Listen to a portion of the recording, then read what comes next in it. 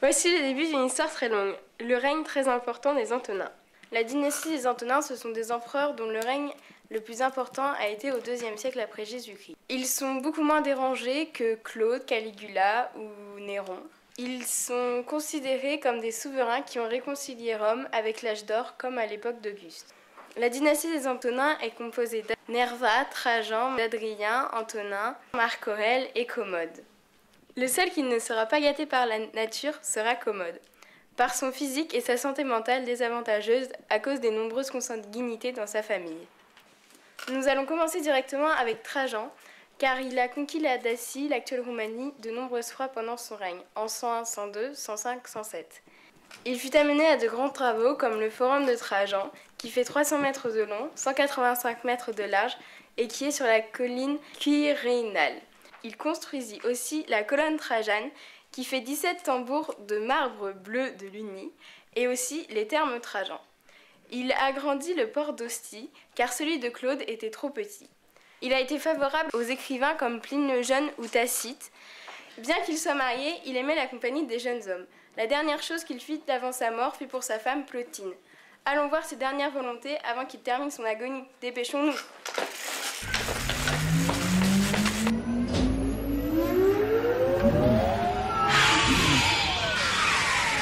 La décision de Trajan était très importante. Plotine tenait absolument à ce que Adrien prenne la succession de Trajan.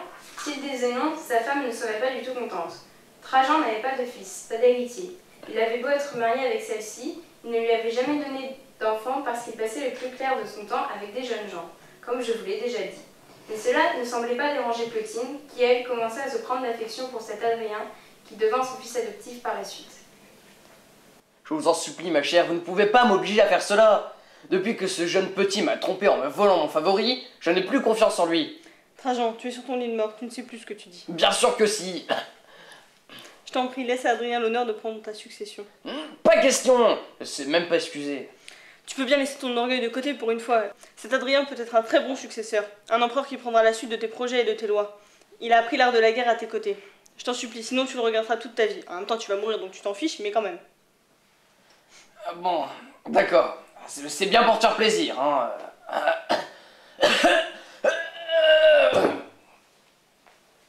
La succession de Trajan à Adrien fut en effet menacée lorsqu'Adrien se prit d'affection pour l'un des favoris de Trajan. Adrien fut dénoncé par Gallus, l'un des secrétaires de Trajan, qui lui faisait déjà le plaisir de détailler ses dettes.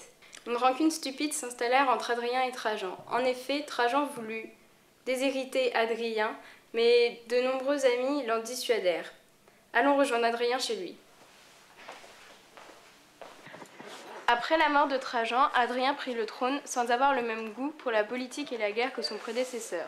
Mais au fur et à mesure de son adolescence, son co-tuteur, le défunt Trajan, lui donna des cours de rhétorique qu'il apprécia par la suite, devant son miroir, dans sa chambre, lorsqu'il s'entraînait.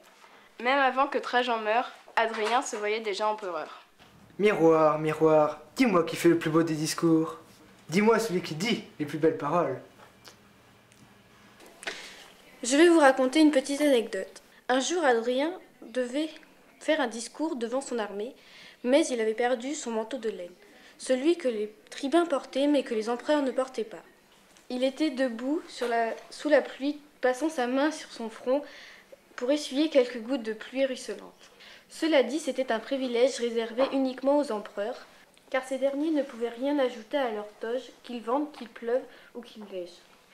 En tout cas, c'est à ce moment-là que le peuple de Trajan réalisa qu'Adrien serait un futur empereur. Avec la crève que j'ai attrapée, je mérite bien de devenir empereur, hein.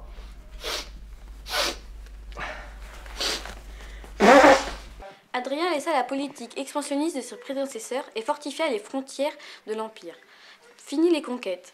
Il chercha également à réaliser l'unité romaine et consacra toute sa vie à visiter les provinces romaines. C'est ainsi qu'il décida d'aller en France.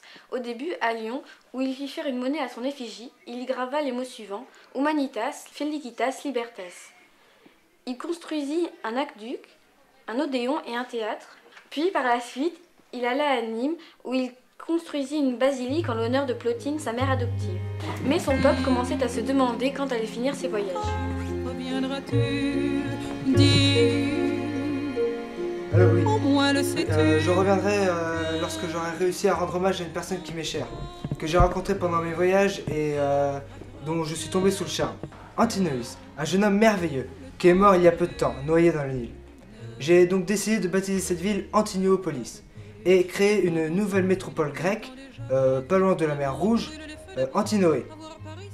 Je veux que ces villes soient parfaites. Allez. Voilà, comme vous pouvez le remarquer, beaucoup d'empereurs de la dynastie des Antonins sont homosexuels. À cette époque, le philhellénisme, c'est la grande mode, comme les gilets à froufrou. Bref, en tout cas, ils adoptent tous les mœurs grecques. Tibi balneum paratum est, dominé. Oh, factum bene, je suis épuisé. Puis-je vous demander quel favori vous souhaiteriez avoir aujourd'hui? Galba, Janoche, Claude, Basile? Oh, je ne sais. Ramenez-moi Moria dans mon bain, et lorsque je sortirai de ma chambre, je veux Basile. Je veux que dès que je sortirai de mon bain, que dans ma chambre, tout soit prêt. Basile soit allongé sur mon lit, entouré de mes roses préférées. Faites! Oui, maître. Moria vous attendra patiemment à côté de votre bain. Et apportez-moi mes huiles de corps. Esto dominé. Faciam quod cumque voles. Nous sommes en 122 où une longue période de construction va commencer. Les gars tous! Oui, chef, à vos ordres, chef. Avez-vous tout le matériel qu'il vous faut? Non, général Adrien, il nous manque des centaines de pelles et de coupes pour nos hommes. Les soldats ne pourront pas finir les travaux du mur. Trouve, débrouille-toi. Mais mon empire ne peut plus s'étendre. Et pour éviter d'éventuelles attaques, ce mur doit être construit. Que cette construction prenne une semaine, un mois, un an.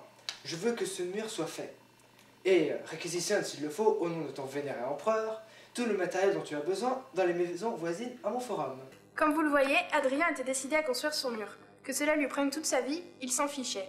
Mais après les problèmes liés au manque d'outils de mesure, arrivent les problèmes liés au manque de savants qui savaient les manipuler. Les soldats ne savaient pas les utiliser. Adrien commença à perdre patience et les soldats aussi. C'est servir de ça, toi? Ah non, pas plus que toi. Hein. Moi aussi j'ai fait un bac L. Oh voilà, allez. Voilà. Voilà. Vas-y. Oh! On peut savoir ce que vous faites? Taquez! Quoi vos vidéos? Homines sedevant? Bibentes ad culinantes? Culawarat? Que t'arrive-t-il? Tu deviens meurt? Nous avons décidé de nous reposer parce que nous travaillons très dur depuis l'aurore. Soldat, grâce à votre camarade, votre salaire sera pénalisé de 10 pièces d'or. Comme vous pouvez le constater, Adrien a coupé les vivres à ses propres troupes. Avec toutes ces agitations, la construction du mur prit 6 ans. Celle-ci s'arrêta net dès la mort de notre empereur Adrien en 138. Ce mur de 117 km s'étend du Newcastle au Solway First à l'ouest. Comme protection de ce mur, il y avait 14 forts et 80 tours. Adrien souffrait très souvent d'étouffement. Il tenta de se suicider et a demandé également à ses amis de le tuer, mais ils lui ont tous refusé. Finalement, il mourut d'une crise d'étouffement. Aelius César et Antonin lui succédèrent. Puis ce fut le tour de Marc Aurèle. Allons le rejoindre. Marc Aurèle était un homme qui attendait la mort de son aïeul, Antonin le Pieux, pour avoir le trône. Avant de mourir, Antonin le Pieux lui avait donné sa fille comme épouse, ce qui n'était pas forcément un cadeau.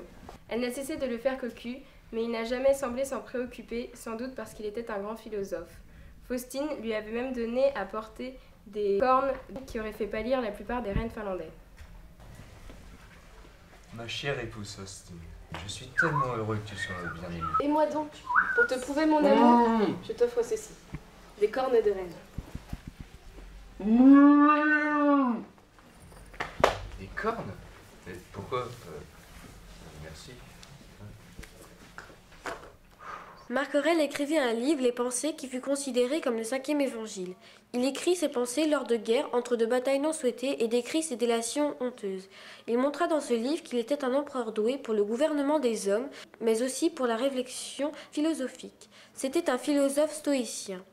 Il écrivit de nombreuses citations comme On n'est pas moins fautif en ne faisant pas ce qu'on doit faire qu'en faisant ce qu'on ne doit pas faire. On n'est pas moins fautif en ne faisant pas ce qu'on doit faire qu'en ne faisant ce qu'on ne doit pas faire. Le dernier des Antonins fut le pire de la dynastie et c'est peu dire. Commode était le fils de Marc Aurèle. Il fut une catastrophe pour l'Empire. Adolescents déjà, ils se montraient peu disposés à gouverner. J'en ai marre des études. De toute façon, j'ai pas la tête en fer. Puis l'Empire, moi ça m'est égal. Et adulte, ça ne fut pas mieux. Ça y est, j'ai enfin réussi à mettre un traité de paix avec les barbares. Maintenant, je vais pouvoir rentrer à Rome et mener la vie dont j'ai toujours rêvé. Jeux, alcool, vin, imbibé de sang, des débauches luxueuses. Ah là, ça va être bien.